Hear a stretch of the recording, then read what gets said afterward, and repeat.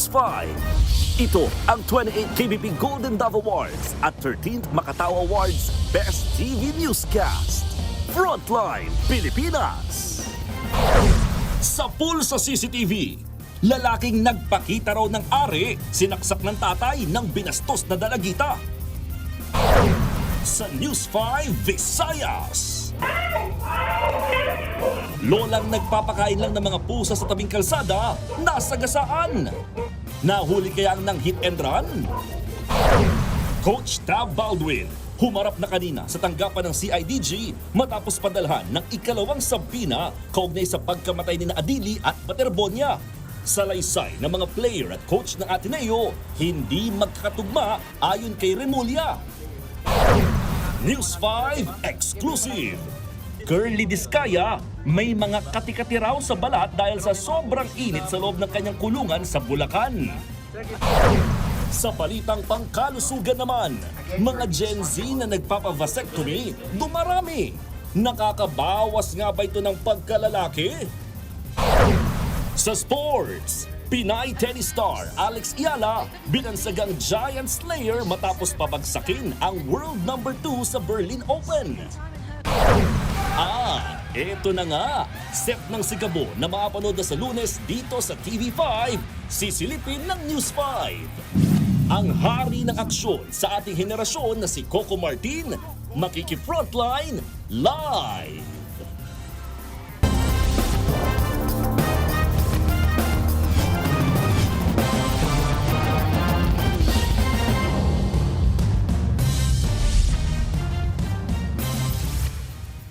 Pinagsasaksak ang isang lalaking nakatambay lang sa Maynila. Ang biktima ilang beses na raw nag-trespass sa bahay ng suspect. Pero higit sa dahilang yan, binastos din daw kasi ng biktima ang dalagitang anak ng suspect. Nasa frontline ng balitang yan si Brian Castillo. Sa kuhang ito ng CCTV, makikitang nakatambay ang lalaking walang damit pangitaas sa harap ng isang tindahan sa barangay 767 sa Maynila. May mga kasama siyang iba. Ilang saglit pa, dumaan sa harapan nila ang isang lalaking nakaputing t-shirt. Bumalik siya makalipas ng ilang segundo. Sa kayunundayan ng saksak, ang lalaking nakahubad. Kumaripas ng takbo ang sinaksak na lalaki habang dali-dali siyang hinabol ng nanaksak. Nasugatan sa tiyan ng biktima na si alias Emong. Agad namang naaresto ng mga pulis ang suspect na si alias Ariel. Ayon sa mga pulis, magkapit-bahay sina Emong at Ariel. Nagalit daw ang suspect dahil paulit-ulit umanong pumasok ang biktima sa kanilang bahay nang walang pahintulot. Binastos pa raw nito ang kanyang dalagitang anak. Yung anak ng suspect is parang nabastos nitong biktima natin. Tapos may mga sinasabi sila na parang ninanakawan sila nitong tao na to. Pinakitaan daw ng ari nung sinasabing biktima natin dito sa tao. So yun ang tingin ko pinaka-turning point. Aminado naman ang suspect sa krimen na puno na raw siya sa paulit-ulit na pamabastos ng biktima sa kanyang anak. Umamin din siyang nakainom. Kaya po nagawa ko ng pagsaksak sa tao na yun kasi paulit-ulit pumapasok sa bahay. Minsan pakikitaan yung anak ko ng bata pa yung anak ko. Ilang taon? 14 anyos pa lang. Sana sa nagawa kong patawarin po ako. Hindi ko na matiis sa ginagawa sa anak ko. Ayon sa barangay, talagang notorious si alias Emong sa trespassing sa mga bahay.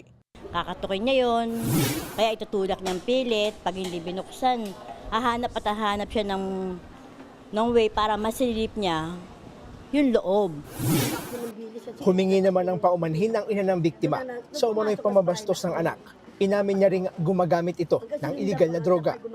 Sobra siyang high na sa droga. Parang naano siya sa mga barkada. Pero pag hindi naman nakadroga po, matano.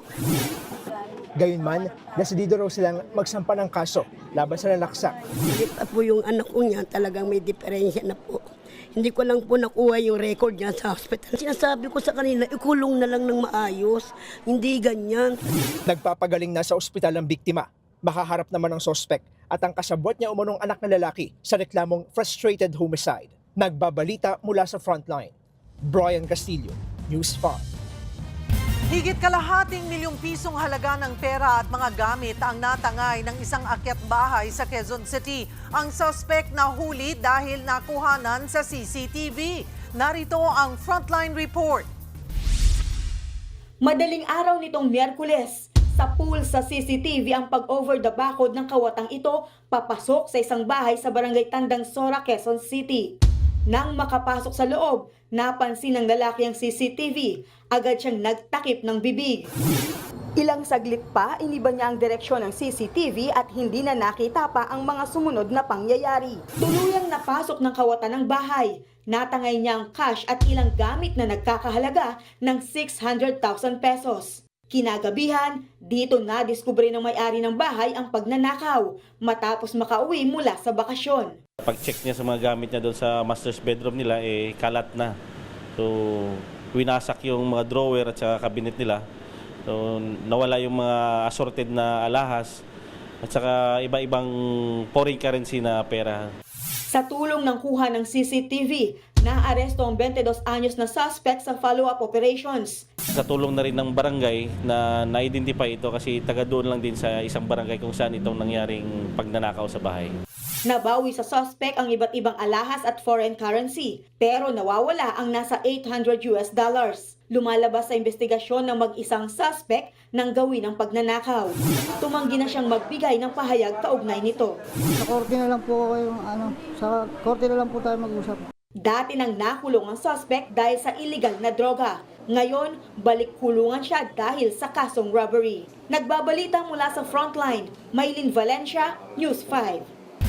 Pinagbabaril ang isang rider habang nagmamaneho sa Maguindanao del Sur. Sa Negros Occidental, nasawi naman ang isang rider matapos barilin sa loob ng kanyang garahe. Nasa frontline ng balitang yan si Mobile Journal Kyla Macantan.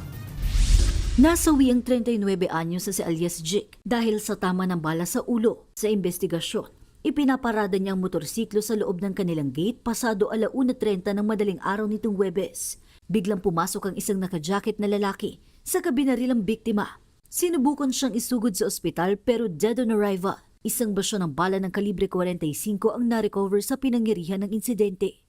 Pinaigting na ng mga otoridad ang hot pursuit operation at intelligence monitoring upang matuntun at maaresto ang suspect. Sa ngayon, patuloy ang investigasyon sa krimen. Sa barangay Tunggol, Dato Montawal, Maguindanao del Sur, nagmamaneho rin ng motor ang isang lalaki nang bigla siyang pagbabarilin gabi noong Lunes. Naitakbo siya sa ospital at naagapan. Kaya naituro pa sa mga pulis ang dalawa umanong suspect. Agad nilang natunto ng isa pero mariing itinatanggi ang pamamaril. Siyempre, natural sa suspect na magdidinay. Hindi niya sinasabi kung ano masama, kaya nga, dinidinay nila. Doon niya ipatatago lang ang sarili niya sa kanila. Pero itong tao na to, pati yung at large is nagdidil lang siya po. Nasa kustodiya na ng Municipal Police Station ng suspect. Patuloy ang kanilang investigasyon para matukoy ang buong pangyayari. Nagbabalita mula sa Frontline, Mobile Journal Kyla Macantan.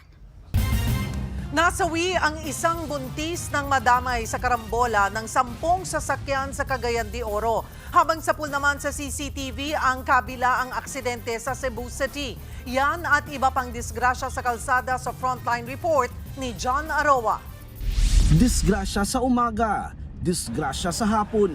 Kuha ang mga yan sa mga intersection sa Cebu City. Una, pasado 6:00 ng umaga nitong Miyerkules, makikita ang nakatigil na motor habang may mga dumaraang sasakyan sa General Maxilom Avenue sa Sergio Osmeña Avenue. Maya-maya nang makahanap siya ng tiyempo, kahit meron pa mga dumaraan, tumawid na siya. Saktong may paparating na isa pang motor, kaya ang ending, banggaan. Sa lakas ng impact ang isa nadagadan ng kanyang motor. Parehong sugatan ang mga rider na nagpapagaling sa ospital. Sa hiwalay na aksidente, nabagok naman ang babaeng senior citizen na angkas na nadisgrasyang motor. Nangyari naman yan sa New Imus Road at Sikatona Street. Kung mapapansin sa video, biglang inunahan na nakabanggang motor ang isang jeep. kaya nabulaga ang isa pang rider. Sugatan din ang sumemplang na rider na pag-alamang mister ng nabagok. Nagkaarigluan naman ang magkabilang panig matapos magpagamot sa ospital ang mag-asawang biktima. Sa Barangay Carmen naman sa Cagayan de Oro City, nagkarambula ang 10 sasakyan. Katerikan ng araw ng Mang-Araro ang isang pick-up, isang buntis ang patay, habang 2 ang kritikal. Base sa investigasyon, problema sa makina ang sanhi ng insidente. Nangako ang driver na sasagutin ang gastos sa pagpapagawa ng mga nasirang sasakyan, kaya hindi na siya kinasuhan pa. Sa Labrador, Pangasinan naman itong Martes, nahulog sa bangin ang isang mini dump truck. Sakay nito ang mga empleyado ng isang solar plant. 6 ang namatay. Base sa investigasyon, nawalan umano ng preno ang dump truck at may nabangga muna itong pick-up bago tuluyang nahulog sa bangin. Kabilang sa hindi bababa sa 20 sugatan ang mga sakay ng pick-up. Ang mga rescuer naman nahirapan dahil sa mano-manong inakyat ang mga biktima. Patuloy na iniimbestigahan ang nangyari. Nagbabalita mula sa Frontline, Janarua, News 5, Visayas. Gustong pabalikin ni Pangulong Bongbong Marcos si dating Interior Secretary Ben-Hur Abalos sa gobyerno. Pero paglilinaw niya, hindi ibig sabihin na babalasahin na anyay ng maayos naman ang gabinete. Nasa frontline na balitang yan si Maricel Halili. I think we have a really good group of people in the cabinet right now, and we are working well together. And I don't see the need. Diretsahang sinagot ni Pangulong Bongbong Marcos ang umuugong na balasahan sa kanyang gabinete. Sa kaniyang media interview sa Kazan, Russia, iginiit niya maayos ang kanyang mga kalihim kaya hindi ito kailangang baguhin. Counterproductive daw ang balasahan. If you keep moving people around, they have to start learning the job again. And we just don't have time for that. Ang malinaw, gusto niyang ibalik sa gobyerno si dating Interior Secretary Ben-Hur Abalos. I'll be very candid. I'll be very frank with you. Of course, I want Ben-Hur to play a more active role in government. Of course, he has been there and he has been helping us in many ways, informally, privately. I wouldn't mind finding a way for him to help us in an official capacity. Pero hindi raw ibig sabihin babalasahin na niya ang gabinete. But just because we want him to join, to become more active, to play a more active part in government, doesn't mean it necessarily means that somebody else has to be. It's not a zero-sum thing in the cabinet that you have to remove somebody to gain somebody else.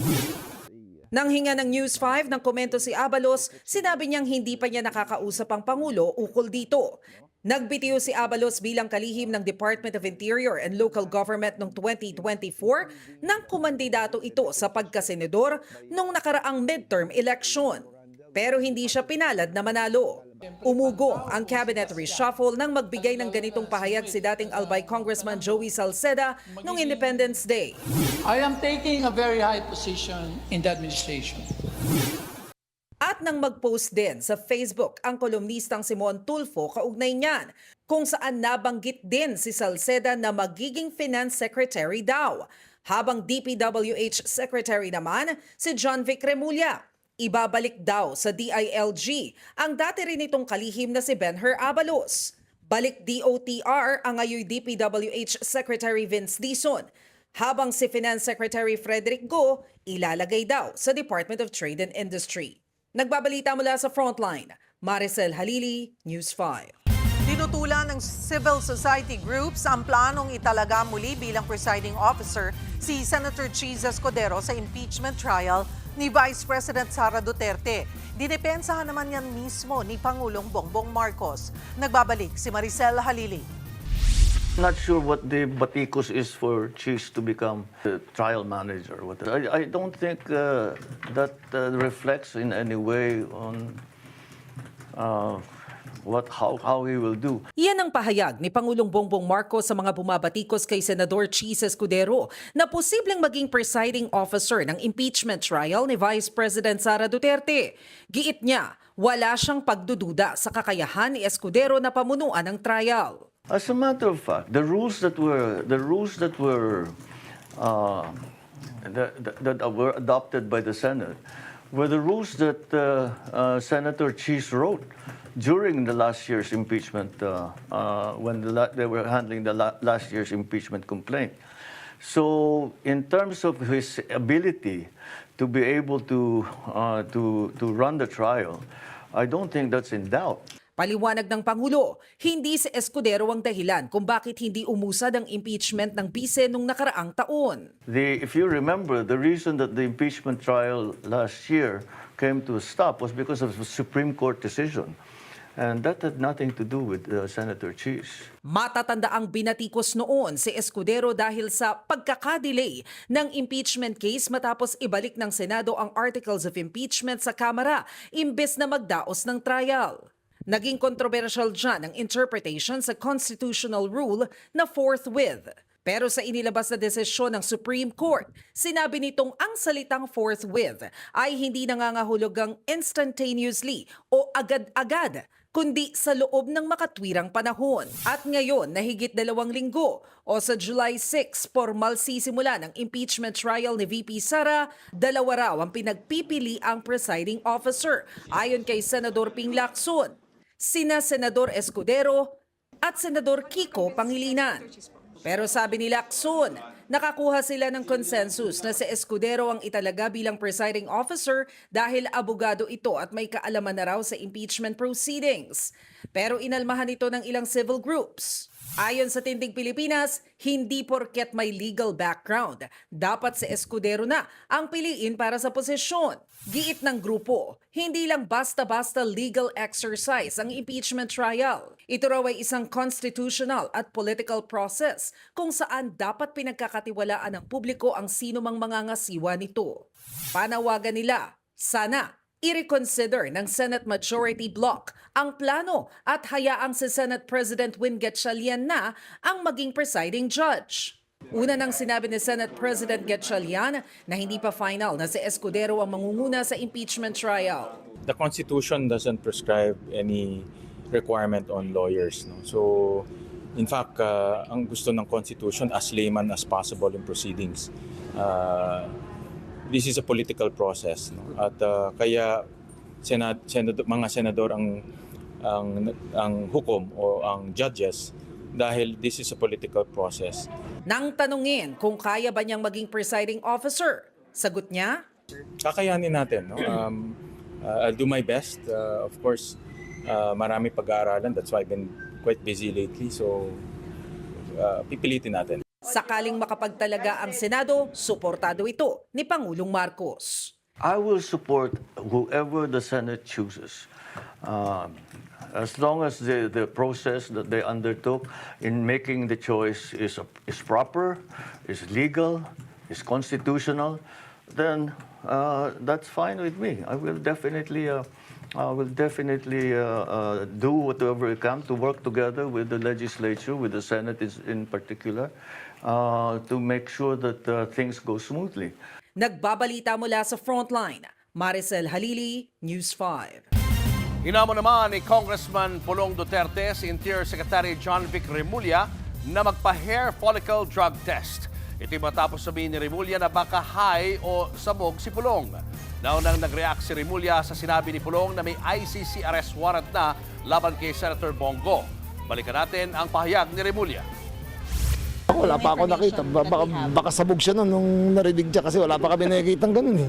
So wala, hindi namin alam. Wala pa kami. Siya lang nakakita nun. Sa amin, wala pa eh. Sabi niya, highly reliable source. Baka high lang. Sumagot naman dyan si Pulong at sinabing baka raw nagkakamali si Remulla at ang tinutumbok nito ay yung mga nasa Malacanang. Sinabi rin ni Pulong na baka ang sabog na tinutukoy ni Remulla ay ang pagiging sabog sa kapangyarihan, korupsyon at kayabangan. At hamon niya, tumingin si Remulla sa salamin. Wala pang tugon dito si Secretary Remulla. Naghain ng not guilty plea ang kontratistang si Curly Discaya kaugnay ng umano'y maanumalyang flood control project. Sa eksklusibong panayam sa News 5, sinabi ng kanyang abogado na hindi maganda ang lagay ni Curly sa bilangguan. Katunayan, dahil daw sa sobrang init, nagkaroon ng skin rashes ang kanyang kliyente. Nasa frontline ng balitang yan, Simon Gualvez. Tanging abogado lamang ng kontratistang si Curly Discaya ang lumabas mula sa Bulacan Provincial Jail para sa nakatakda nitong arraignment o pagbasa ng sakdal ngayong araw. Via video conference kasi humarap si Discaya na naghain naman ng not guilty plea sa Malolos Regional Trial Court Branch 20. Kaugnay ito sa kasong malversation na may kinalaman sa maanumalya umanong flood control project sa Kalumpit, Bulacan ng St. Timothy Corporation na pagmamay-ari ng mga Discaya.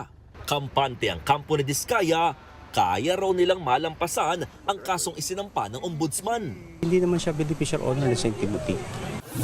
Bukod kay Curly, sa pamamagitan din ng video conference, ginawang arraignment o pagbasa ng sakdal sa 10 iba pang kapwa-akusado sa parehong kaso. Kabilang dyan ng misis nitong si Sara na nasa Cebu, habang iba ay nasa Quezon City. Lahat sila naghain din ng not guilty plea. Muli ring nilinaw ng abogado na Discaya, walang special treatment sa kanyang kliyente habang nakapiit sa Bulacan Provincial Jail. Sa katunayan, mahigit 1,000 kapwa persons deprived of liberty o PDL ang kasama raw nito sa loob. Hindi naman maganda yung atmosphere talaga sa loob ng jail. So kung kukumustahin mo siya, hindi maganda. Lately, nagkaroon siya ng skin rashes. Dahil? So dahil sa init, sobrang init. And then binigyan ko siya ng medication through the advice of the doctor. Medyo okay na. May handa ka daw pangalanan ng 150 pa? Giveaway pa tayo, sir. Sino yung mga yon? May mga big fish ba? Sa tamang panahon po. Noong huli nating makausap si Curly bago ipasok sa kulungan, sinabi nito sa News 5 na handa raw niyang pangalanan ang mahigit 100 sangkot din sa flood control scandal. Bagay na hindi raw nagbabago, sabi ng kanyang abogado. Yan ay lalo't may ebidensya raw na hawak ang kontratista ng mga nakatransaksyon nila sa pamahalaan. May mga ledger, may mga photo, may mga video. Sabi niya, government officials. So, hindi ko alam kung politiko or in due time, pag ilalabas niya. Sa June 26, itinakda ang susunod na pagdinig sa kaso na Discaya sa Malolos RTC. Nagbabalita mula sa Frontline, Mon Gualvez, News 5. Matapos mag-no-show nung Lunes, humarap na sa PNP Criminal Investigation and Detection Group o CIDG ang nabitiw na Ateneo head coach na si Tab Baldwin. Sa gitna ng investigasyon, sinabi ni Interior Secretary John Vic Remulla na may hindi pagkakatugma sa salaysay ng mga player at ng coaching staff. Live mula sa Quezon City, nasa frontline ng balitang yan si Mobile Journal Alexis Ebue. Alexis, ano nang inaasahan kasunod ng pagharap ni Baldwin sa mga pulis?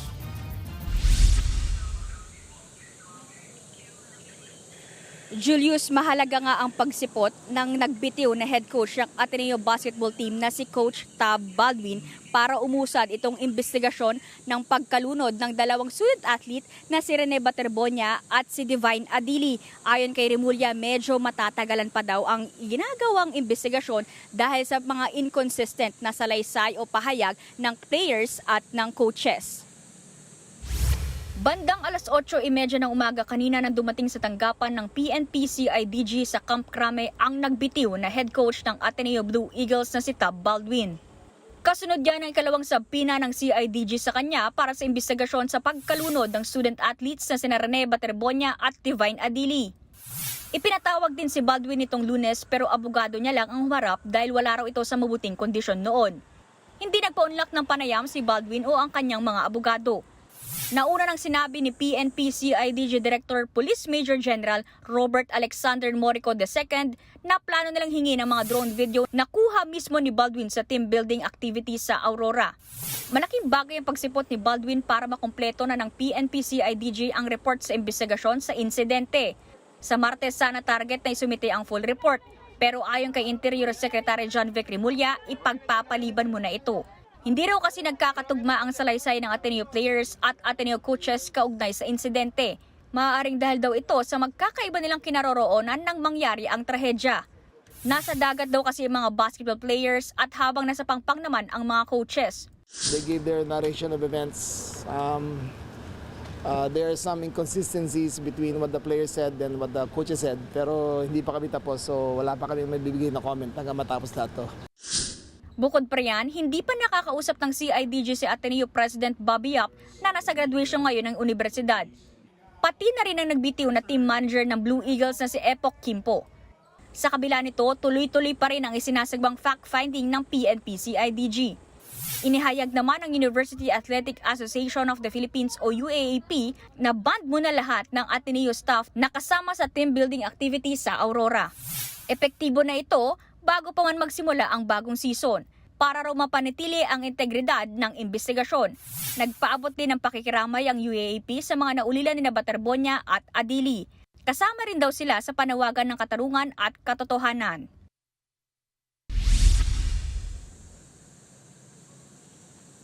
Julius, nakatakda nga bigyan ng bagong imbitasyon ang University President ng Ateneo na si Father Bobby Yap sa tanggapan ng PNP-CIDG sa sa Huwebes. Yan mo ng latest, balik sa iyo, Julius. Maraming salamat, Mobile Journal Alexis Ebue. Nakaamba ang malakihang rollback sa presyo ng produktong petrolyo sa susunod na linggo. Ayon sa industry sources, batay sa 4-day trading ay magkakaroon ng 7 pesos and 50 centavos hanggang 9 pesos and 50 centavos na tapyas sa kada litro ng diesel, habang 3 pesos hanggang 5 pesos na rollback naman sa kada litro ng gasolina. Pero pwede pa rin yan magbago. Ayon kay Department of Energy Oil Industry Management Bureau Director Rino Abad, posibleng pumalo sa 70 hanggang 80 pesos ang presyo sa susunod na linggo. Epekto na raw ito ng tentative peace agreement na nilagdaan ng Amerika at Iran. 3 araw pa lang ho ang trading days this week, pero malaki na ho talaga ang binaba nung per barrel of petroleum product. Mukhang malabo na hong tumaas. Kung ang may magagandang balita ay inaasahan ho natin na magbababa tuloy yung epekto sa price. Kinumpirma ni National Bureau of Investigation or NBI Director Melvin Matibag na nakatakda ring humarap sa kanila ang dating head coach ng Ateneo Blue Eagles sa si Tab Baldwin. Kaugnay pa rin yan sa pagkamatay ni Rene Baterbonia at Divine Adili. At live mula sa TV5 Media Center, nasa frontline ng balitang yan si Gio Robles. Gio, kailan haharap sa NBI si Baldwin?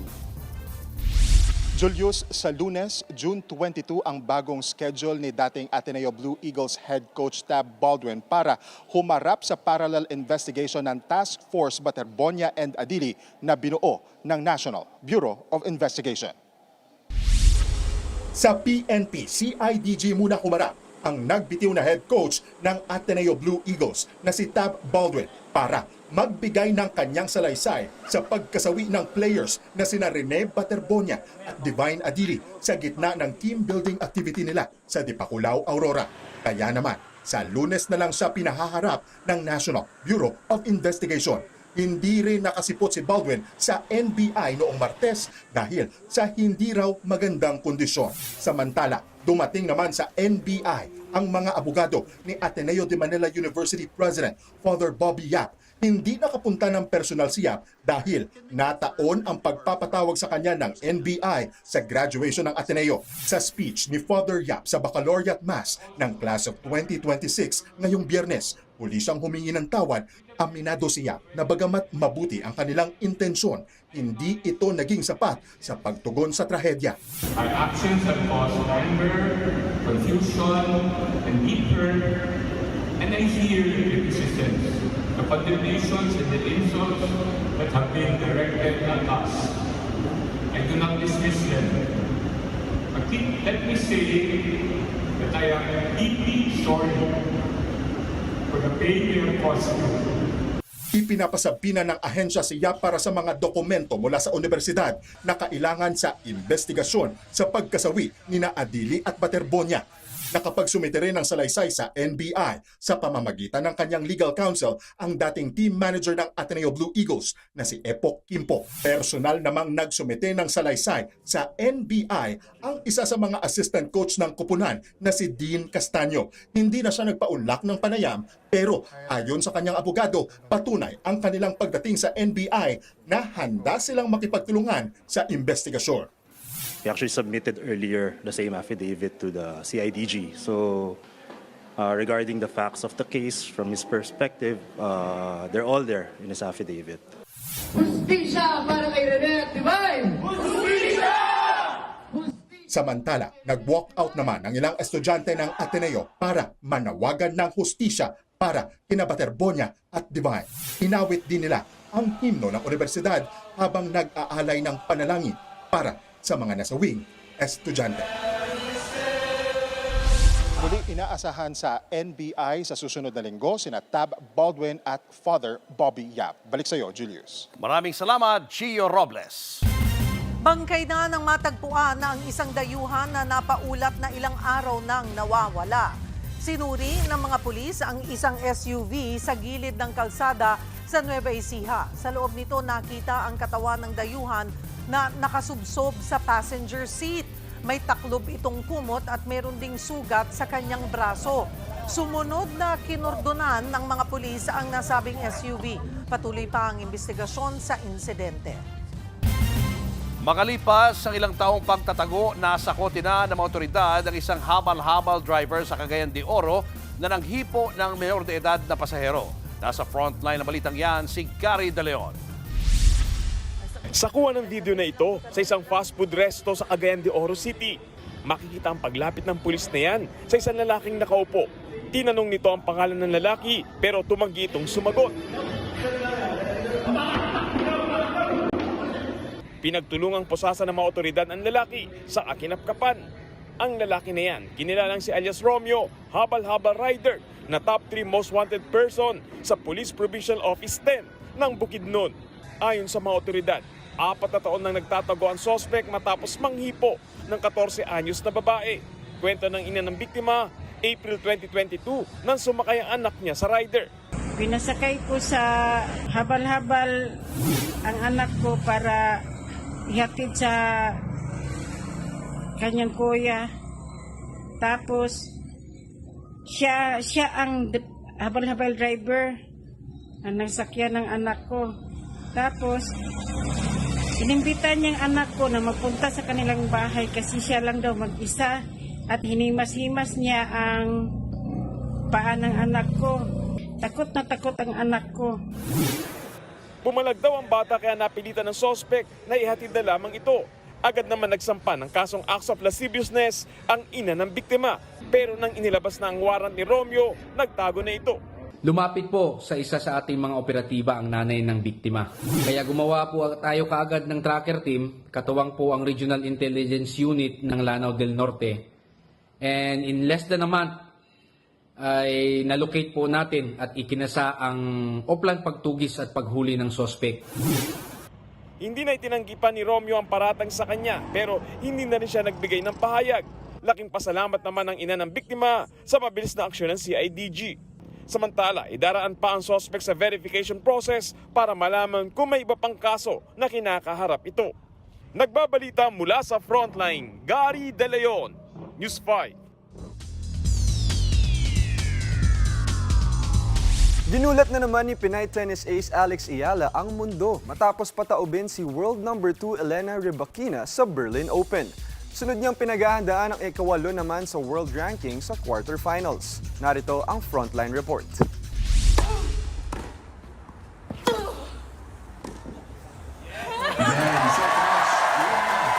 Napasigaw sa saya si Pinay tennis sensation Alex Ayala at ang Pinoy crowd sa panibagong tagumpay sa Berlin Open sa Germany. Pinataob niya lang naman ang kasalukuyang world number 2 na si Elena Rybakina ng Kazakhstan. Hindi naging madali ang laban. Naranasan ni Alex ang malakasang service game ni Elena sa unang set. Natambakan pa siya 4-1 pero hindi pinanghinaan si Alex. That's sweet. Nanatili siyang kalmado para maka-comeback at manalo sa first set 7-5. Pagdating ng second set, in control na si Alex. Una siyang nakaabante 4-2. Sinubukan pa ni Elena na humabol pero hindi na siya pinagbigyan ni Alex. Nakuha rin ni Alex ang second set 6-4. Halos hindi raw makapaniwala si Alex sa na-pull off niya na major set. Tinawagan pa niya ang kanyang mga magulang bago ang post-match interview. I called my dad. What did he tell you? I don't know. I just said, "Oh my God!" We were just screaming, and my mom was there too. And I don't know. I'm really happy. Yeah. Pinuri rin ni Alex si Elena para sa magandang laban. it could have gone either way. I think there were really tight moments in both sets, and of course she's an amazing player, and yeah, she's the one to beat. So I'm happy to have been able to share the court with her again. Last year lang ay tinalo rin ni Alex ang nooy world number 2 rin na si Iga Swiatek sa Miami Open. Tinalo niya rin ang mga nasa top 10 ng world ranking na sina Madison Keys, Jasmine Paolini at Coco Gauff. Sunod na lalaban si Alex sa quarterfinals ng Berlin Open kontra kay Elena Svitolina na kasalukuyang world number 8. Nagbabalita mula sa Frontline, Faye Tobias, News 5. Susunod, lolang nagpapakain lang ng pusa sa tabing kalsada, nakaladkad ng sasakyan, patay. Bagyong Francisco, posibleng pumasok sa bansa ngayong weekend. At grupo ng mga kawatan tumangay ng ATM. Ang gamit nila, excavator na nakaw din. Abangan ang lahat ng yan sa pagbabalik ng Frontline Pilipinas.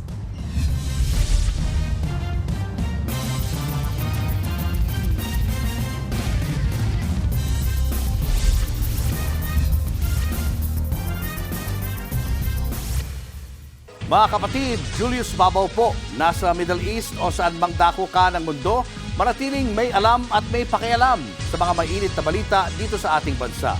Simulan po natin ang bawat araw sa tuloy-tuloy na balitaan sa Frontline.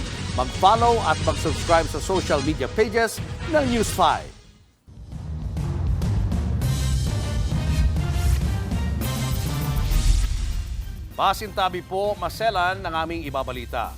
Nakaladkad ng taxi ang isang fur grandmother na nagpapakain lang ng mga pusang gala. Depensa ng driver, inakala raw niyang pusa lang ang kanyang nasagasaan. Nasa frontlining balita si John Aroa ng News 5 Visayas. Duguan at gulag-gulanit ang suot ng isang babaeng nakahiga sa kalsadang ito sa Labangon, Cebu City.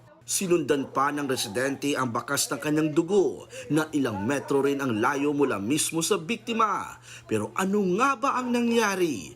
Sa kuha ng CCTV ng isang bahay, maririnig ang pagsigaw ng isang babae. Maya-maya lang, may dumaang taxi sa harap ng bahay. Mabagal ang pag-andar nito. Hindi na nakita sa video ang mga sumunod na pangyayari. Pero batay sa investigasyon, nakaladkad daw ng taxi ang sumigaw na babae. Nakilala ang biktimang 77 anyos sa si Nanay Ana. Nakilala pala bilang 4 grandmother sa lugar dahil nagpapakain ito ng mga aso at pusa na nasa lansangan. Nadala pa siya sa ospital pero kalaunay binawian din ng buhay. Pero bago siya namatay, natukoy pa niya kung sino ang nakasagasa sa kanya. Wala daw ko na siya kamatngon nga naligsanan niya kung tiya mo tong layo kay nadaganan. Gias na mo siya nga unsay nakaligis niya yun siya taxi niya. Afterwards ato gipangutana na sad nako siya nga kinsay nakaligis ni mo to iyang gisulti ang name. Silingan na mo tapadrasad na mo diri. Itinanggi pa raw noong una ng driver na siya ang nakabangga sa biktima. Pero nang silipin ang ilalim ng sasakyan nito, nakitaan ito ng bakas ng dugo. Dito na umamin ang taxi driver na inakala niyang pusa ang biktima. Nagkataong nagpapakain kasi ng stray cat si Nanay Ana noong mga oras na yun. Siya magana siya magana ragot siya god. Ming manawag sa mga iringgod. Ana ragot siya. Mando pagduol. William matagi ka man to biyahe. Kurni kurba diha pag kurba. Umsa kabantay naman siya ani silid. Dagit. Sa huli, nakipag-areglo na lang ang kaanak ng biktima sa driver. Nagbabalita mula sa Frontline, John Arua, News 5, Visayas. Inaasahang maglalabas ng presidential candidate ang Democratic Opposition bago matapos ang taon o sa unang quarter ng 2027. Ayon yan mismo kay Senator Risa Hontiveros. Git niya, isa lang dapat ang maging kandidato nila sa pagkapangulo sa 2028. Yan ay para lumaki ang tsansa nilang matalo ang kalaban. Nauna nang sinabi ni Hontiveros na handa siyang tumakbo sa pagkapangulo. Sakaling mangyari yan, isa sa makakalaban niya, si Vice President Sara Duterte na nauna na nagsabing tatakbo bilang pangulo sa 2028. I am seriously considering it, preparing for that possibility. Kaya I think it is really necessary na magkaroon kami from our ranks ng strongest, best, most attractive and hopeful offer sa ating mga kababayan at mga kapwa-botante.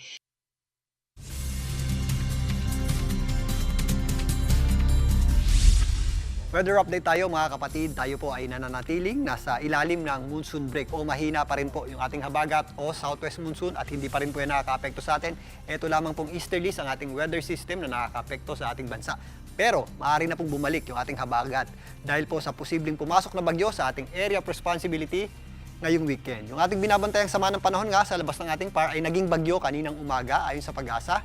Ito po ay nasa tropical depression category na ng Pag-asa at bahagya po itong lumakas na may taglay na lakas na hangin na nasa 55 km per hour malapit sa kanyang gitna. At kung minsan, may mga pagbugsong umaabot sa 70 km per hour. Ito po ay huling namataan ng Pag-asa sa layong 1,735 km east ng Eastern Visayas at bahagya rin po ito bumilis at patuloy namang kumikilos pakanluran, hilagang kanluran sa bilis na 35 km per hour. Ito pong bagyo na ito ay posibleng pumasok sa ating area of responsibility maaaring sa darating na or bukas ng Sabado ng gabi or early morning ng Linggo. At if makapasok na po yan sa ating area of responsibility, ito po ay mabibigyan ng local name na Francisco o ang ating ikalawang bagyo ngayong buwan ng Hunyo.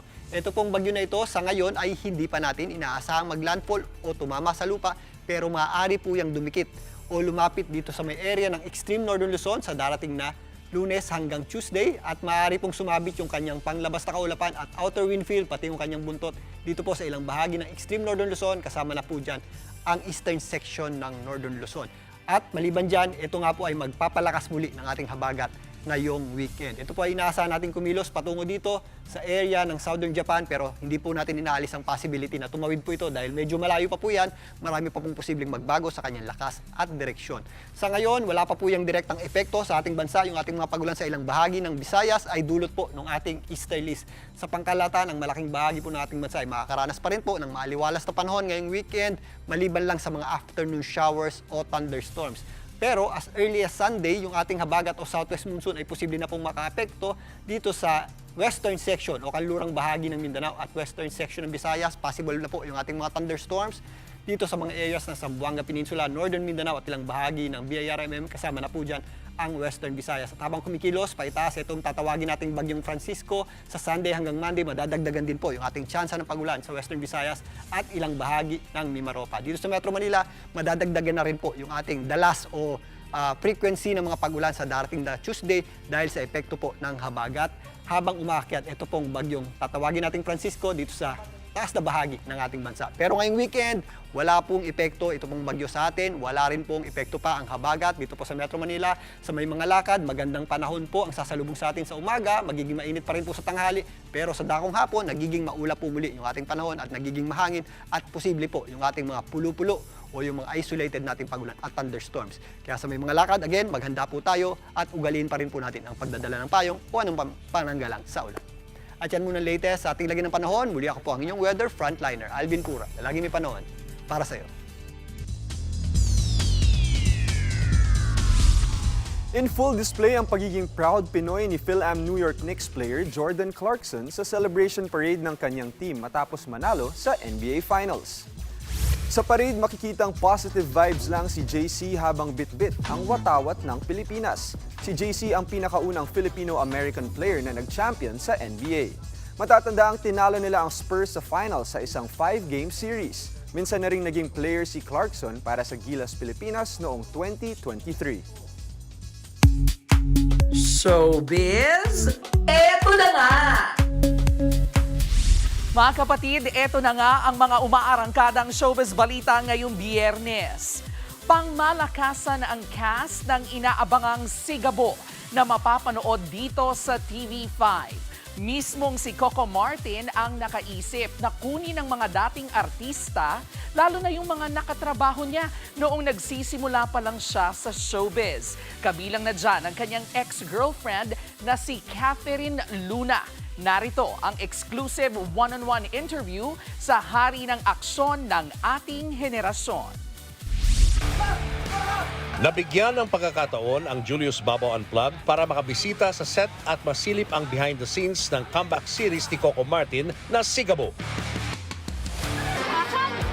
Nakita ko sa set ang mga batikang artistang gaya nina Irma Adlawan, Ces Quesada, Julio Diaz at Joey Marquez. Spotted din sina Jong Hilario, Gerald Napoles, Nico Natividad at Sue Ramirez.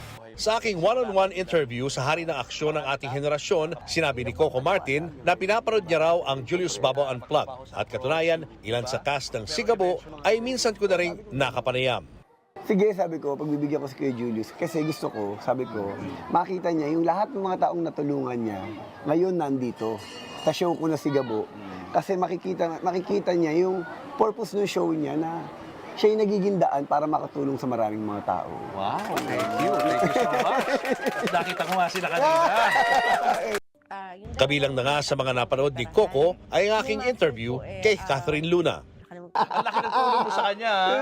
Grabe Pinagamot niya yung mata, guys, pati yung ipin, pinayos niya, binigyan ng negosyo. Grabe ginawa mo sa taong yun. Binago mong buhay niya talaga. Kasi si Kat, ano ko lang, ano talaga, bago pa naman nangyari ang lahat ng yun, magkaibigan kami. Dahil kasama kami sa pelikula. Ito napanood ko kasi siya sa interview mo na nakita ko kung gaano siya humingi ng kapatawaran at pinipisiyan niya yung lahat ng mga nangyari. Sa isang iglap, nawala agad. Bukod kay Catherine, kabilang din sa cast ng Sigabo ang mga nakapanayam ko na rin sa Julius Babaw Unplugged, ang Soft Drink Beauties, Mirna Castillo, Deborah Sun at ang batikang aktor na si Res Cortez. Yun ang role ko dito, maraming alahas at kung ano-ano pa. Pero ang maganda rito, Julius, nasa community ako ni Gabo. So ang ibig sabihin nun, tatagal ang role ko.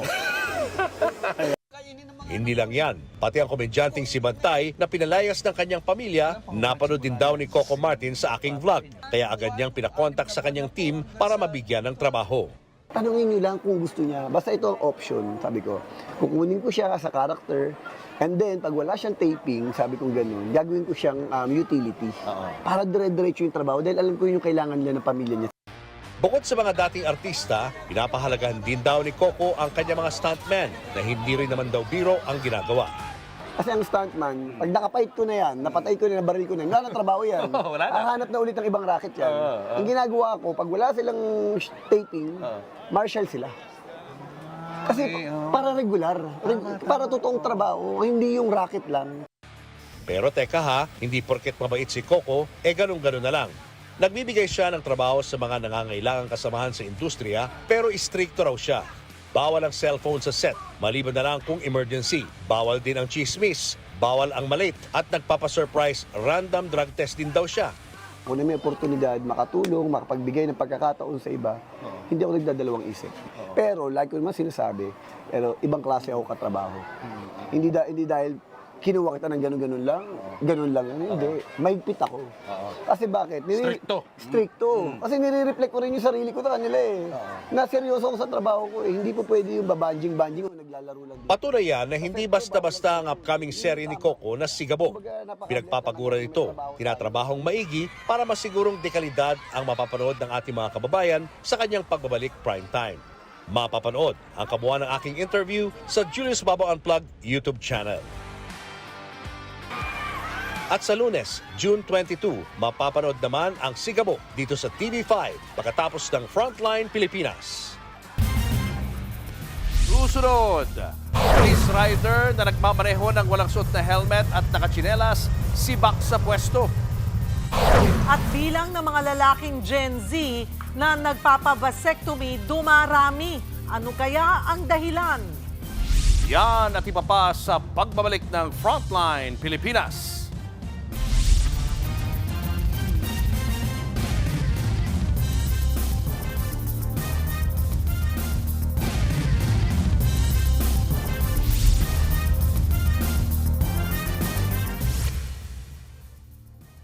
Mga kapatid, Julius Babaw po.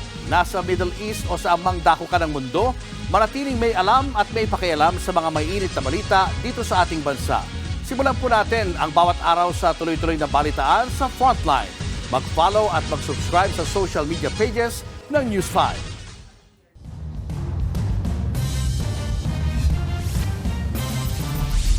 Viral ang isang police rider sa Maynila na nakitang nagmamaneho ng walang suot na helmet. Sa video, kitang sinita ng traffic enforcer ang pulis habang nasa intersection sa Sampaloc. Wala nang ang suot na helmet, abay nakatsinelas lang ang pulis. Saglit silang nag-usap ng enforcer pero imbis na tikitan, pinalampas lang siya at kitang nagkamayan pa sila. Nakarating na ang video kay NAPOLCOM Commissioner Rafael Calinisan. Inalis na raw sa pwesto at pinakakasuhan ng pulis na kinilalang si Police Staff Sergeant Arian Felix Menpin mula sa Maysik Police Station Maysik Police Station 11. Wala pang pahayag dito ang Land Transportation Office o ang lokal na pamahalaan ng Maynila. Malalayain at pauwi na ng bansa ang 24 na Pinoy na nakapiit sa Russia. Yan ay matapos mag-request ni PBBM kay Russian President Vladimir Putin sa kanilang bilateral meeting. Nasa frontline ng balitang yan si Maricel Halili. Sa huling araw ng 2-day working visit ni Pangulong Bongbong Marcos sa Kazan, Russia para sa ASEAN-Russia Commemorative Summit, sinabi niyang bukas na ang Russia sa ideyang palawakin pa ang kooperasyon nito sa Pilipinas sa usaping petrolyo. Matatanda ang nakakuha na rin ang Pilipinas ng supply ng langis mula sa Russia nung kasagsagan ng oil crisis sa Middle East. I can say that President Putin, the Russian Federation's the government, was very open to any kind of suggestion that we do increase that engagement and that we look further into getting our supplies of petroleum products from Russia. Ibinahagi yan ng Pangulo matapos ang bilateral meeting niya kay Russian President Vladimir Putin. Ito bilang pagkilala naman sa 5 dekadang diplomatic ties ng Russia at Pilipinas. Sa gitna nito, isinangguni rin daw ng Pangulo ang tungkol sa 24 na Pinoy na nakadetain sa Russia dahil umano sa immigration rules. Wala raw na ikaso sa mga ito pero 9 na buwan na silang nakakulong doon. Binanggit ko ito. At nagulat din siya, sabi niya, hindi ko alam yan. Pag-aaralan namin, tignan namin ang nangyayari. Nung dinner kagabi, kinausap niya ako, sabi niya, nakita na namin yung sitwasyon. We found out where the 24 Filipinos are. We found out what the problem is with their case, with their situation. And first of all, he said, they have not been charged with any wrongdoing.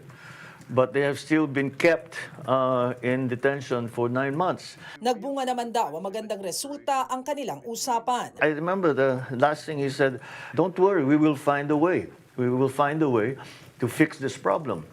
And now, the 24 Filipinos will be released. They are ready for deportation tomorrow by 5 p.m. Agad din itong inanunsyo ni PBBM, aniya makakauwi na ang 24 na Pinoy sa kanilang pamilya sa Pilipinas. Nagpasalamat din ang Pangulo kay President Putin maging sa Russian Federation. Sa usapin naman ng ekonomiya, nauna nang sinabi ni President Putin na nasa $500 million ang bilateral trade ng dalawang bansa nung nakaraang taon. Pero sa ngayon, wala pa raw konkretong kasunduan sa larangan ng negosyo. Magkakaroon naman daw ng pag-uusap ang dalawang Pangulo hinggil sa direct flights mula Russia patungong Pinas. Aminado naman si PBBM na nag-aalala siya sakaling may mag-isip na may pinapaboran ng Pilipinas sa usaping geopolitics. Paglilinaw niya, ayaw ng Pilipinas na madawit sa giyera sa pagitan ng Russia at Ukraine. That is not something that we would like to be accused of and would not like to be part of. We would certainly not want to be part of any system that furthers conflict anywhere in the world. Sa ngayon, pauwi na si Pangulong Bongbong Marcos sa bansa. Nagbabalita mula sa Frontline, Maricel Halili, News 5. Magkakaharap sa event finals ng Senior Artistic Gymnastics Asian Championship sina Golden Boy Carlos Yulo at kapatid niyang si Carl Eldrew. Parehong pasok ang magkuya sa floor exercise at horizontal bar apparatus finals. Target nila ang gold medal sa mga nasabing event. Bukod pa dyan, lalaban din si Kaloy sa finals ng parallel bars.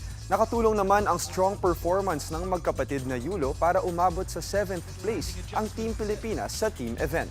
Bukas na sila nakatakdang lumaban sa floor exercise event.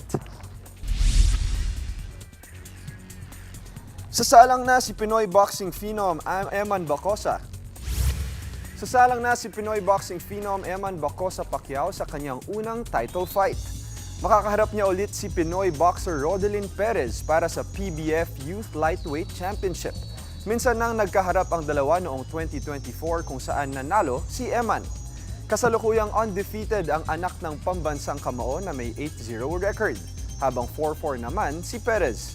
Mapapanood ng live ang kanilang laban sa Linggo, 3 p.m. sa One Sports YouTube channel. Yan muna ang latest sa Frontline ng Sports. Ako po, si Diego Dario. Susunod, grupo ng mga kawatan tinangay ang ATM, ang gamit nila, excavator na nakaw din. At Coco Martin, muntik daw mag-TNT sa abroad para lang makaahon sa buhay. Tutok lang mga kapatid, magbabalik pa ang Frontline Pilipinas.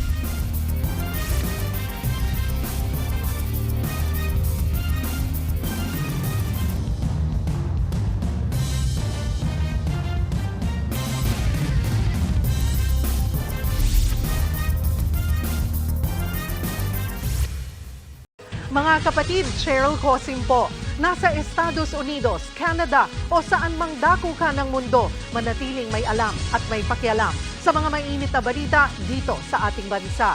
Simulan natin ang bawat araw sa tuloy-tuloy na balitaan sa Frontline. Mag-follow at mag-subscribe sa social media pages ng News 5.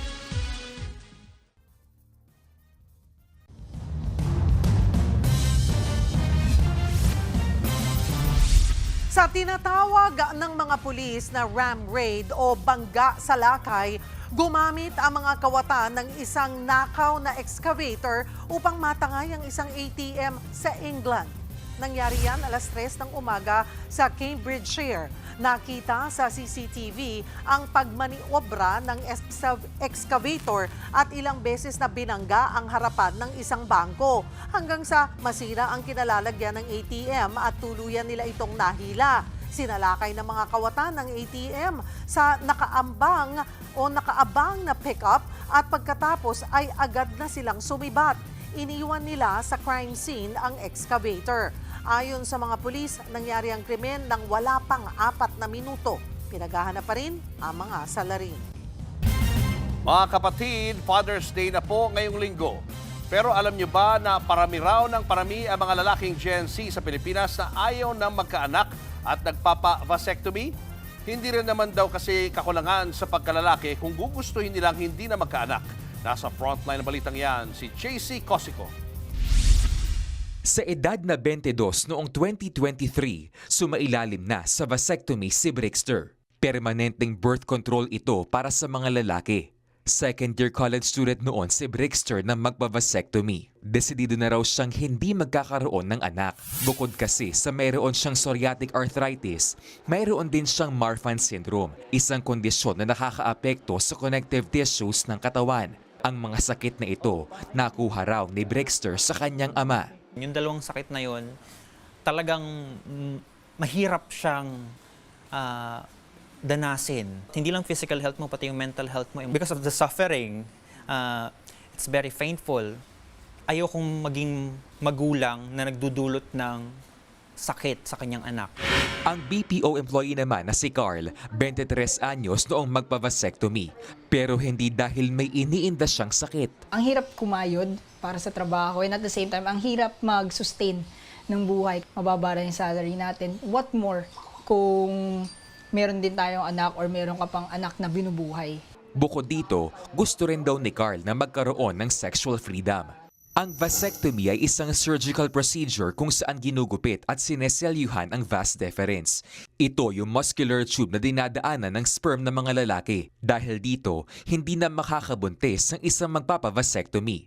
Pero nakakaapekto ba ito sa performance sa pakikipagtalik? Ayon sa eksperto, erection, hindi yan maaapektuhan. Walang magbabago sa seminal fluid na lumalabas. The orgasm will still be there. The only thing that will happen is hindi na makakabuntis yung seminal fluid. Okay? Because wala ng sperm cell content. The pleasure will still be there. Sabi pa ni Dr. Bautista, hindi nito mababawasan ang pagkalalaki ng isang pasyente. It's a stigma na laging akala nung iba kinakapun ka. Hindi, walang effect when it comes to the strength of being a man. And di ba, mas macho ang isang lalaki na nagpaplano ng tama para sa pamilya niya.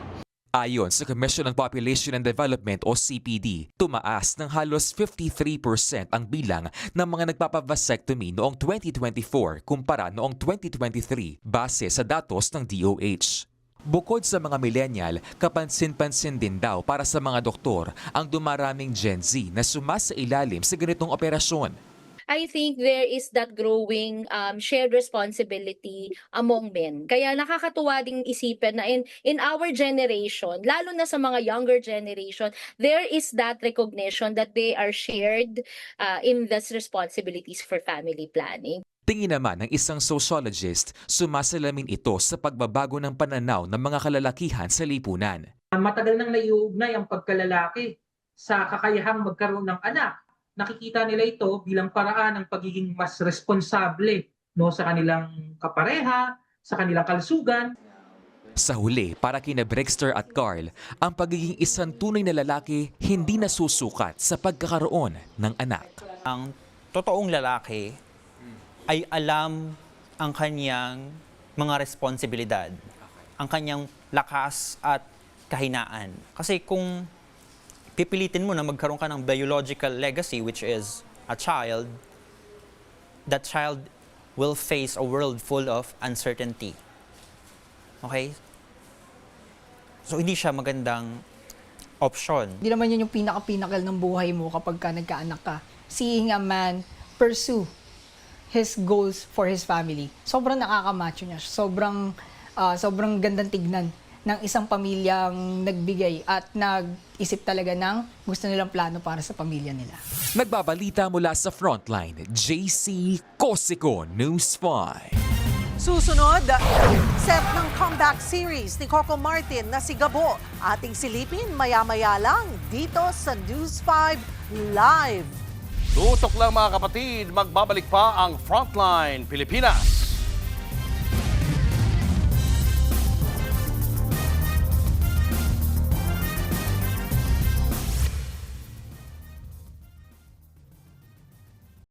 Mga kapatid, Cheryl Cosing po. Nasa Estados Unidos, Canada o saan man dako ka ng mundo, manatiling may alam at may pakialam sa mga maiinit na balita dito sa ating bansa.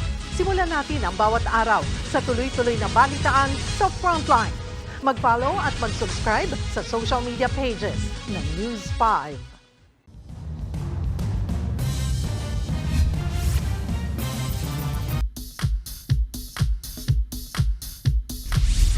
Mga kapatid, kung may beauty pageant ang mga bulaklak, hindi po sampagita ang rina. Oo, ito ang ating pambansang bulaklak. Pero ang pinansagang Queen of Philippine Flowers o Queen of Philippine Orchid ay waling-waling. Aprobado na nga po sa Senado ang panukalang kilalanin ng waling-waling bilang National Orchid of the Philippines. Hindi po ito basta-basta bulaklak lang ha. Ang waling-waling o Vanda sanderiana ay matatagpuan dito lamang sa Pilipinas, partikular sa mga kagubatan ng Mindanao. Kumbaga, certified Pinoy ito. Pero bago pa mapunta sa mga garden exhibit at flower show ang waling-waling, may espesyal itong papel sa kultura ng mga Bagobo sa Davao. Simbolo nga po ang waling-waling ng katatagan at matayog na pangarap. Sinasamba rin ito ng mga Bagobo at itinuturing na diwata. Noong 1882, naging instant celebrity ang waling-waling sa mundo ng mga orchid nang makita ito sa Mount Apo ng European horticulturist na si Henry Frederick Sander. At eto pa po ang mas matindi. Noong kasagsagan ng tila orchid craze noon, may mga kolektor na naglakbay pa sa mga bundok ng Mindanao para lang makakita ng waling-waling. Ngayon, hindi na collectors ang pangunahing problema, kundi ang pagkawala ng kagubatan, illegal harvesting at pagkasira ng natural na tirahan ng mga waling-waling.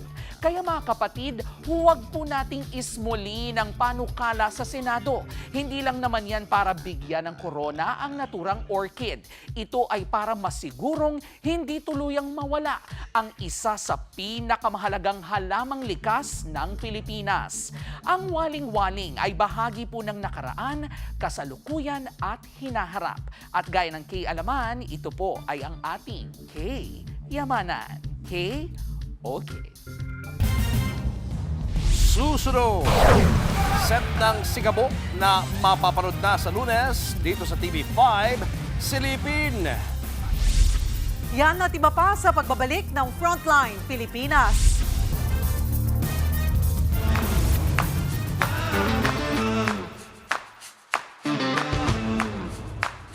From local talent to international pride, lahat ng yan masasaksihan natin sa makasaysayang Philippine Asian Development Tour Open ng Bingo Plus dito sa Tarlac.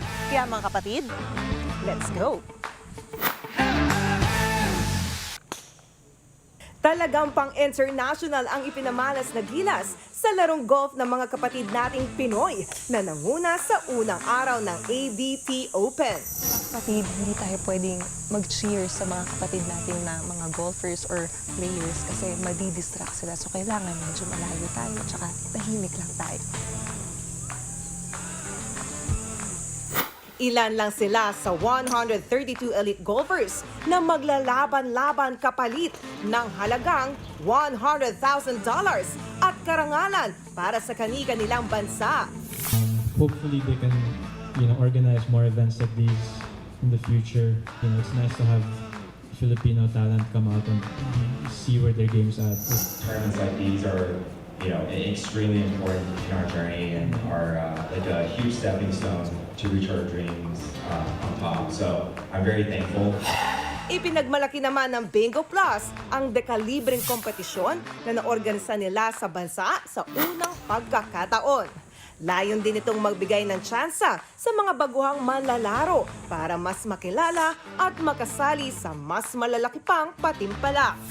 This is the reason why Bingo Plus drove us to support more of our golfers. What we hope for is we see more Filipinos really being in the international scene. The development tour sets that platform. It creates that opportunity for them to nurture their talents and aspire or chase their dreams.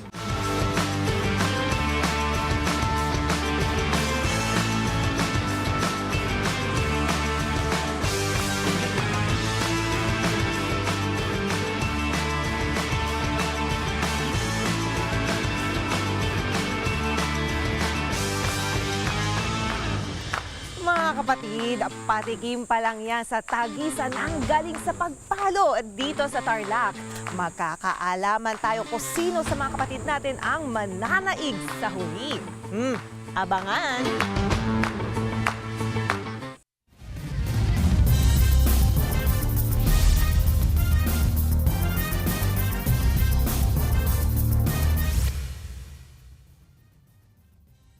Mga kapatid, Julius Babaw po, nasa Middle East o saan mang dako ka ng mundo, manatiling may alam at may pakialam sa mga mainit na balita dito sa ating bansa. Simulan po natin ang bawat araw sa tuloy-tuloy na balitaan sa Frontline. Mag-follow at mag-subscribe sa social media pages ng News 5.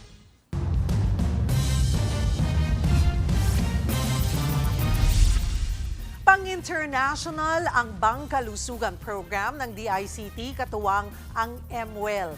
Kinilala sa buong mundo ang programa na naghahatid ng serbisyo medikal sa mga liblib na lugar. Narito ang Frontline Report. Sa mga lugar na kung saan mas madalas pang dumaong ang bangka kaysa ambulansya at kung saan ang doktor kailangang tawirin pa ang dagat para makita, may isang programa na nagpatunay na hindi hadlang ang distansya para makatanggap ng serbisyong medikal. Wagi sa prestihiyosong World Summit on the Information Society o WSIS Prizes 2026 ang programang Bangkalusugan ng DICT, katuwang ang telemedicine platform na MWell. Kinilala ang programa dahil sa ambag nito na mapalawak ang access sa healthcare ng mga malalayong lugar tulad sa Mindanao, kabilang nga ang Basilan, Sulu, Tawi-Tawi at Zamboanga Peninsula. Ang dami pala ng entries. I think close to 2,000 yung entries, and then tumanggap ng more than 2 million votes. Kaya nagpapasalamat talaga kami sa DICT, kay Secretary Henry, na pinili nila tong program na to na one of their official entries doon sa WSIS for this year. Pero higit sa parangal, mas mahalaga ang kwentong nabago nito. Mga pasyenteng dati ay nanghuhula kung anong gamot ang dapat inumin, ngayon hindi na. And it's nice kasi na-explain ng mga residents na tama po ba yung tinitake ko na gamot or matagal na po yung ubo ko hanggang ngayon nandyan pa rin. At maganda na kausap nila yung doctors namin doon na-explain ng mabuti sa kanila na. Ano po bang naging role ng DICT and ng MWell syempre dito nga sa paghatid ng healthcare? So, ang pinaka-challenge when you do Bangkalusugan, right? Providing teleconsultation sa mga floating village is the signal. And so we're very happy that we were able to partner with the ICT because they provided a solution. They have a program they call BBM. That's broadband ng masa. So they deploy this facility that provides signal sa mga areas na wala talagang signal at all or napakahina. Dahil kung walang signal, walang video call. At kung walang video call, walang konsultasyon. Kaya malaki ang naging papel ng connectivity para makarating ang serbisyong pangkalusugan sa mga liblib na komunidad. At para masigurong tuloy-tuloy ang pag-aabot ng serbisyo, ipinakilala ng MWell ang kanilang Clinic in a Bag. Nandyan ang wellness kit, solar panel, battery, Wi-Fi at tablet na nagsisilbing tulay ng pasyente at doktor. Pero para sa MWell, higit pa sa gamot at teknolohiya ang kanilang dinadala. Apart from the access sa doctors, I think it's giving hope to these people na there is a solution. Meron kayang tumingin sa Yes, there's a solution na naandyan na po pwede ninyong gamitin. So, hindi nyo kailangan indahin yung mga sakit na nararamdaman ninyo. So I'm very happy that we're in partnership with the ICT. There's a lot more to look forward to. Walang bundok, walang dagat, walang baku-bakong daan na makakapaghinto sa DICT at sa MWell to get to the places where we are needed, lalong-lalo na pagdating sa kailangan nila na connectivity at healthcare.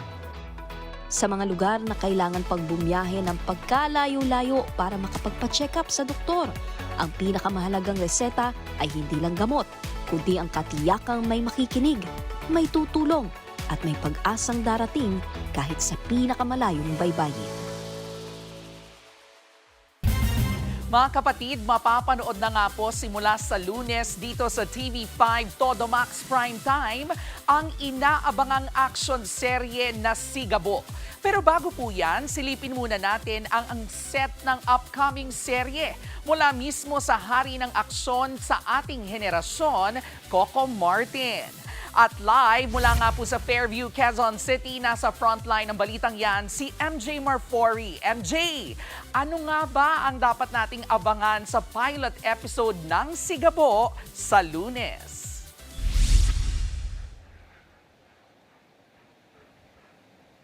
Yes, Jervy, nasa ground zero tayo ngayon. Gininto ang lupa. Nako, eto na yung magiging pamilyar na location sa inyo simula June 22.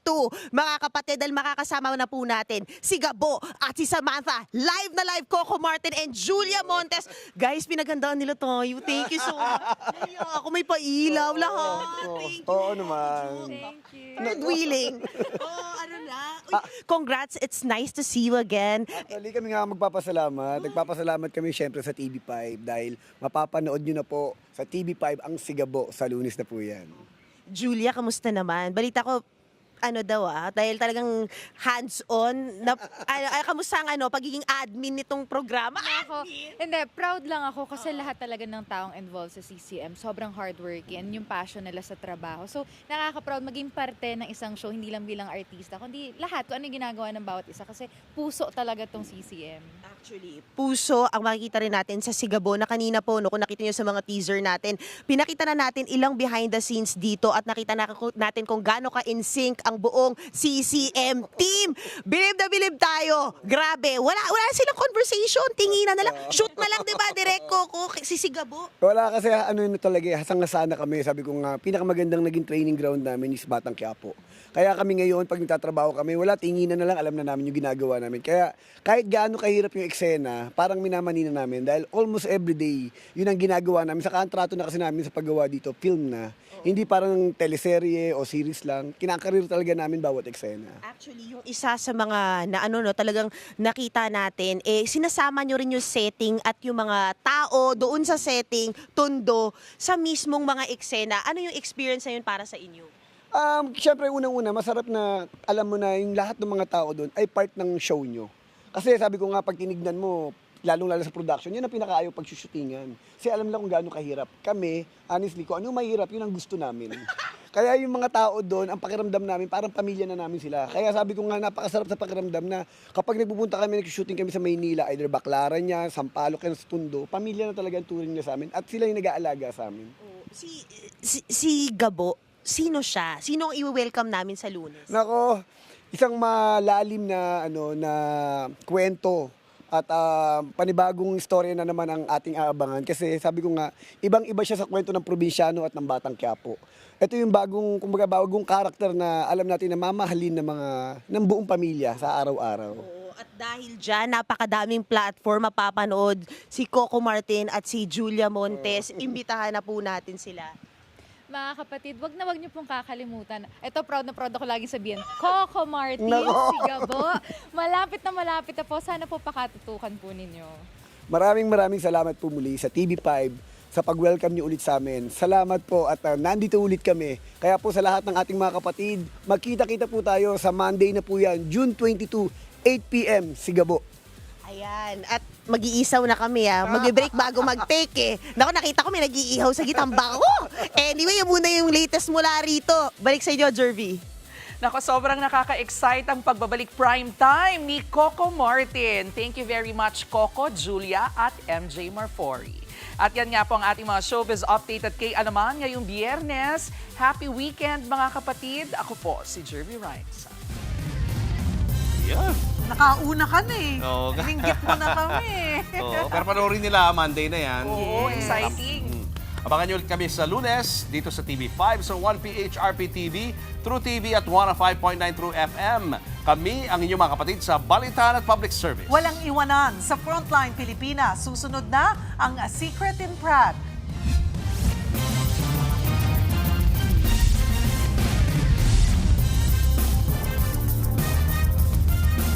Mga kapatid, Cheryl Cosim po. Nasa Estados Unidos, Canada o saan mang dako ka ng mundo, manatiling may alam at may pakialam sa mga mainit na balita dito sa ating bansa. Simulan natin ang bawat araw sa tuloy-tuloy na balitaan sa Frontline. Mag-follow at mag-subscribe sa social media pages ng News 5.